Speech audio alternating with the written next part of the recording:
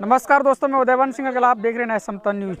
आज चित्रकूट में एक छोटा सा प्रोग्राम था बहुजन मूवमेंट एवं जिसमें तमाम महापुरुषों की जयंती एवं महानायकों की जयंती थी। उसके उपलक्ष्य में प्रोग्राम रखा गया था। इस उपलक्ष्य के प्रोग्राम के माध्यम से और भी विषय पर चर्चा हुई थी, शिक्षा के और जो हमारा भारत देश में बहुजनों की राजनीति क्यों नहीं बहुजन सत्ता में पहुँच पा रहे हैं, इस विषय पर भी चर्चा हुई थी। हमारे साथ में आज उस कार्यक्रम के मुख्य अतिथि सत्येंद्र गौतम जी हैं, मौजूद, उनसे पूछना चाहेंगे इस प्रोग्राम के माध्यम से क्या संदेश देना चाहते हैं पब्लिक को। सबसे पहले तो आपको शुक्रिया इस कार्यक्रम में आने के लिए और इस कार्यक्रम का वीडियो बनाने के लिए, और जो यहाँ से चीज़ें गई हैं, संदेश गए हैं, वो आपके माध्यम से जनता तक पहुँचेंगे। देखिए, इस कार्यक्रम के माध्यम से आज जो हम संदेश देना चाहते हैं कि फिर से हमें माननीय कांशीराम साहब के रास्ते की तरफ जाना होगा। वर्तमान समय में मुझे लगता है कि आपको एक बात ध्यान रखना चाहिए कि मुझे लगता है कि जितना जिंदा खतरनाक नहीं थे माननीय कांशीराम साहब, मरने के बाद उतना ज़्यादा खतरनाक होने वाले हैं। अगर कोई उनकी विचारधारा की तरफ, उनके अगर सिद्धांतों की तरफ, उनकी जो थ्योरी है, उनके जो सिस्टम है, उनकी तरफ कोई लौट गया। क्योंकि आज इस देश के बहुजन बुद्धिजीवी इस बात को स्वीकार करने लगे हैं कि जो आज आरएसएस और बीजेपी जो काम कर रही है, वो माननीय कांशीराम साहब की थ्योरी पे काम कर रही है। तो अगर बहुजन उस थ्योरी पे काम करे तो वो फिर से इस देश का शासक बन सकता है। बहुजन समाज की जनसंख्या 85% है। इसमें बहुजन समाज ने लंबे समय तक संघर्ष किया है। इसके बावजूद बहुजन समाज सत्ता में क्यों नहीं पहुंच पा रहा, इस पर क्या कारण रहते हैं? देखिए, सत्ता में नहीं पहुंचने का मूल कारण तो ये है कि चूँकि अभी भी हमारे पास इस भारत में बहुजन मूवमेंट में जो काम हुए हैं वो राजनीतिक रूप में हुए हैं, सामाजिक रूप में हुए हैं, आर्थिक रूप में हुए हैं, बहुत सारे काम हुए हैं।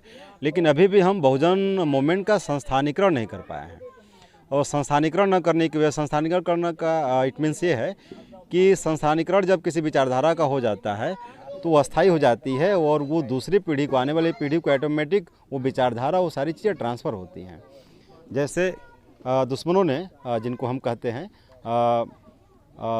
उन लोगों ने अपने संगठन का, अपने विचारधारा का संस्थानीकरण कर लिया इस देश में, इसलिए वो सफल हैं। अभी भी हम सफल नहीं हो पा रहे हैं। देश में भारतीय जनता पार्टी की सरकार है, कई राज्यों में भारतीय जनता पार्टी की सरकार है। भारतीय जनता पार्टी जिस तरीके जो कानून सरकार चल रही है, जिस तरीके से SC ST OBC वर्ग पर शोषण हो रहा है, तमाम विभागों को प्राइवेटीकरण किए, देश को गर्त में ले जा रही है, इस पर क्या कहेंगे? देखिए, उनका तो काम है इस देश को गर्त में ले जाने का। इस देश को गर्त में ले जाने से ही उनका वर्चस्व स्थापित रह सकता है और हमारे लोगों को गुलाम बनाए रह सकते हैं। तो उनकी तरफ से तो वो अपना काम कर रहे हैं, लेकिन इसमें हमें उससे बचने के लिए, इस देश को गर्त में जाने से बचाने के लिए, जैसे बाबा साहब का राष्ट्र निर्माण में बड़ी भूमिका रही है, बहुजन महापुरुषों का, माननीय कांशीराम साहब का इस राष्ट्र निर्माण में बड़ी भूमिका रही है। ऐसे ही जब तक फिर से निस्वार्थ भाव से और जब तक गैर राजनीतिक जड़ों को मजबूत नहीं किया जाएगा, इट मीन्स ये है कि हमारे पास अभी भी गैर राजनीतिक जड़ों को मजबूत करने के लिए कोई ऐसी संस्था नहीं है जो सिर्फ और सिर्फ सामाजिक दिशा में काम करती हो।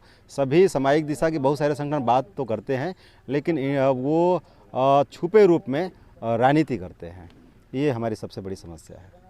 देश में संविधान को लेकर के चर्चाएं हैं कि संविधान खतरे में है, संविधान खतरे में जा रहा है, संविधान से जो अधिकार हैं हमारे, उनको खतरे में संशोधन किया जाता है संविधान में, इस पर क्या कहेंगे? लेकिन देखिए, संविधान खतरे में है, ये अगर इस बात को कहा जाए तो दो चीज़ें हमें समझना होगा। एक तो वास्तव में संविधान को इंटरनली इतना ज़्यादा संशोधन करके उसमें बहुत सारी चीज़ें समाप्त कर दी गई हैं, और जब हम ये कहते हैं कि संविधान खतरे में है और बचाना है, तो फिर बचाने का मतलब ये है कि जब हम बचाने की बात करते हैं तो इसका मतलब ये है कि बहुजन समाज के जो लीडरान हैं या जो ऐसी बहुजन समाज के बारे में जो थोड़ी सोच रख रहे हैं, वो काफ़ी निराशावादी हो गए हैं।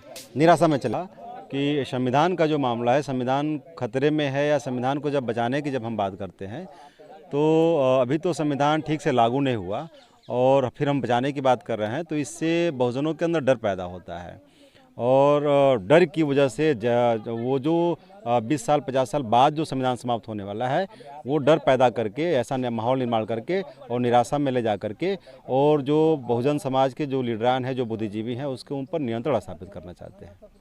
देश में सर्वोच्च न्यायालय है। सर्वोच्च न्यायालय एक ऐसा माध्यम है जहाँ पर हमारे हक अधिकारों का शोषण होता है, हमारे हक अधिकारों की सुनवाई ना हो तो सर्वोच्च न्यायालय जा सकती हैं, हाई कोर्ट सुप्रीम कोर्ट जा सकती हैं। इसमें संविधान खत्म करने की बात है, इसमें सुप्रीम कोर्ट का आप स्टेप क्यों नहीं लेते, सुप्रीम कोर्ट क्यों नहीं जाते? देखिए, अगर ऐसा कहा जाए कि सुप्रीम कोर्ट, ऐसा नहीं कि हमारे लोग नहीं जाते हैं। ईवीएम के मामले पे, बहुत सारे मामले पे हमारे लोग सुप्रीम कोर्ट गए और वो ये कहा जाए कि वहाँ से न्याय नहीं मिल रहा है, तो ऐसा नहीं है कि वो जानबूझ के ऐसा कर रहे हैं, मुझे लगता है। क्योंकि जब वो सत्ता का एक बड़ा मामला होता है, कांशीराम साहब कहा करते थे कि जो इस दुनिया में इंसाफ चाहते हैं, जो इस दुनिया में इंसाफ चाहते हैं कि हमारे साथ इंसाफ हो, उनको इंसाफ देने वाला बनना होगा, क्योंकि इंसाफ देने वाले के साथ इस दुनिया में अन्याय नहीं होता है। तो न्याय मांगने से नहीं मिलता। इसीलिए कांशीराम साहब ने साफ तौर पे कहा कि हमारी जो लड़ाई है वो सामाजिक न्याय की नहीं है, समाज परिवर्तन की है। कांशीराम साहब किस तरीके से बच्चा वो चाहते थे जिससे मिशन मूवमेंट सक्सेस हो, जिस सत्ता तक पहुँच सके, कैसे विचारधारा थी उनकी? कांशीराम साहब की विचारधारा तो वो 85% बहुजन समाज को साथ लेकर के और अपने दम पे, अपने वैचारिकी पे, अपने संगठन के आधार पे बहुजन समाज को हुक्मरान बनाना चाहते थे। बहुजन समाज पार्टी है, भीम आर्मी है, तमाम लोग बहुजन समाज की बात करते हैं, उनके लिए लड़ाई लड़ते हैं, आंदोलन करते हैं, इस पर क्या कहेंगे?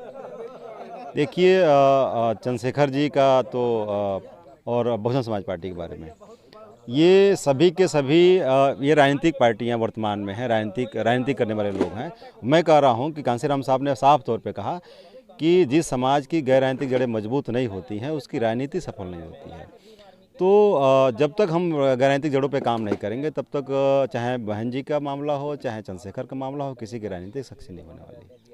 इस समय युवा जो है बेरोजगार भी है, वो भटका हुआ है, राजनीति में जाता है, भीम आर्मी के साथ, बीएसपी के साथ रैलियों में जाता है, वो अपना भविष्य खराब कर रहा है। उन युवाओं को किस तरीके से राजनीति में कैसे जाना चाहिए, किस तरीके से राजनीति करना, उनके क्या मैसेज दें, उनको कैसे राजनीति करनी चाहिए युवाओं को? जब तक इस देश में फिर से कांशीराम साहब की तर्ज पे कैडर नहीं चलाए जाएंगे, प्रशिक्षित नहीं किए जाएंगे लोगों को, तब तक लोग भ्रम के शिकार रहेंगे। भ्रम और वो जिस तरह फंस रहे हैं, वो अगर ऐसा न हुआ तो भविष्य में भी फंसते रहेंगे। इस समय भाजपा सरकार है, भाजपा सरकार में तानाशाही चल रही, जो भी कानून होता है उसको पारित कर देते हैं। इस समय जो महिलाओं पर शोषण होता है, छुआछूत की जैसे व्यवहार होता है, और संविधान होने के बावजूद भी इतना प्रताड़ित किया जाता है, उनकी थाने में, कोर्ट में, कचहरी में कहीं उनकी सुनवाई नहीं होती है, उसको फिर न्याय कैसे मिलेगा? देखिए, प्रताड़ना होना तो स्वाभाविक है, और अभी हमें इंटरनली कुछ समय, जैसे कि समय के विपरीत जा कर के नहीं, समय के अनुसार हमें इंटरनली पहले लोगों को जगाना होगा, बहुजन समाज का निर्माण करना होगा, और बार बार आंदोलन करना भी ठीक नहीं है। एक ही बार ऐसा आंदोलन करना चाहिए कि जिससे एकदम निश्चित रूप से वो उसको बैक होने पे मजबूर हो सके। जैसे कि आप देखेंगे 2 अप्रैल 2018 की जो घटना हुई थी, जो पूरे देश में देशबंदी हो गई थी, इस देश के बहुजनों ने देश को बंद किया था। उस प्रकार से जब तक पूरा भारत एक बड़े आंदोलन का रूप नहीं लेगा, तब तक उससे निपटना आसान नहीं है। बाबा साहब ने कोटेशन में कहा था कि सत्ता वो मास्टर चाबी है जिससे हर समस्या का ताला खोला जा सकता है, इससे पर क्या कहना? निश्चित रूप से बाबा साहब ने कहा था कि राजनीति एक ऐसा चाबी है जिससे हम सारे दरवाजे खोल सकते हैं, मगर वो सामाजिक और वैचारिक कार्यों से उत्पन्न हुई हो, वो जो चाबी है। बहुत बहुत धन्यवाद सर। बता रहे हैं कि जब तक हमारी राजनीति सक्सेस नहीं होगी, जब तक हमारी गैर राजनीतिक जड़ें मजबूत नहीं होगी, हमें सामाजिक लेवल पर काम करना होगा। हमें जो महापुरुषों की विचारधारा थी, कांशीराम साहब, बाबा साहब, चाहे तथागत बुद्ध, उनकी विचारधाराओं को वैचारिक रूप से लोगों को तैयार करना होगा, जिससे मिशन मूवमेंट में कांशीराम साहब ने किया था। उस बदले पर कांशीराम जब वैचारिक लोगों से तैयार हो जाएंगे, इससे वही सत्ता में वही ले जा सकते हैं, वही सत्ता में तब्दील होंगे लोग, और वही विधायक बनेंगे, सांसद बनेंगे, वही जा कर के समाज के भले के लिए आवाज़ उठाएंगे। तो ऐसी खबरों को देखने के लिए हमारे साथ बने रहिए। न्याय समता न्यूज़ को सब्सक्राइब करें, शेयर करें, हमारे फेसबुक पेज पर देख रहे हैं तो उसको फॉलो भी कर लेना। धन्यवाद।